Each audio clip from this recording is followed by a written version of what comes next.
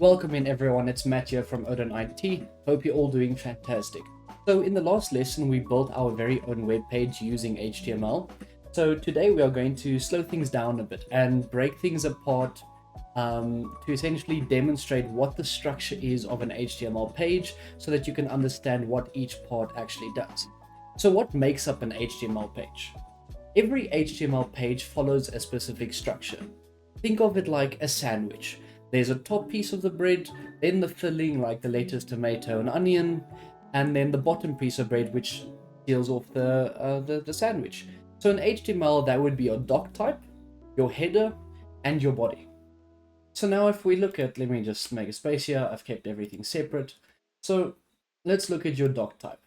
So what is a doc type? So the doc type essentially tells the browser, listen bud, the language being used in this is HTML.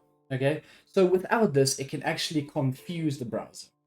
The browser will not essentially know what language is being used and might mess up code, creating issues, creating problems where the code itself will not run correctly.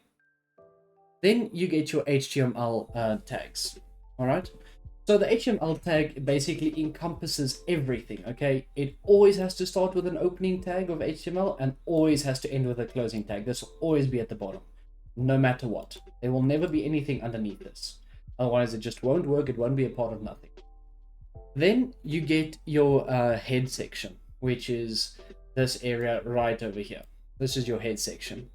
So what the head section is, it's basically the behind the scenes info, which is not visible on page except for the title, but this is not on the page itself. It will be in the top left corner or wherever your browser tab is. That is what it is. It's just the title of the tab.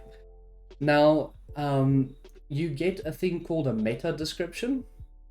So your meta description essentially tells Google what this page is all about. Okay, for example, if I search up Odin IT, let me Odin IT. Okay, and I bring up Odin IT. Here is our website. Okay, so IT support development solutions. That is your meta description. So essentially, a meta description allows people to search for your website using such keywords. So there are keywords in between, and yeah, every page has its own meta description, so that there's a constant way for people to find you. And just by typing in, that should actually be removed, but that's okay. That is my old domain, but yeah. So that's what a meta description is. Then you get the body. Now the body section is over here. So everything that is visible will be inside the body. So your welcome, your everything. So let me just run it over here. All of this whole white screen over here will be your body section. Okay. The body encompasses all that must be in there. What would go underneath the body would be like if you're linking your JavaScript. And that's essentially it, that I can put it up like that. Today's episode was rather very short, but I can explain it into more detail. You know, let's go like this, and then you can have another heading. So H2, and you'll be like, okay, this is just to make things easier. And then Odin IT is here to support you through your coding journey. All right, so now we run it like that. Let's run it again. So you'll see now again, it has changed, but as you see, it's now an H2. So it's the second heading, which means it's smaller than the main heading. Okay, and then obviously, as your paragraphs, it will get in there. And in the following videos to come, I'll show you all the different types of headings from 1 to 5. I believe there's 6. If I am mistaken, it might be 5 to 6. And then all the ways you can make things, you can edit your text and all of that.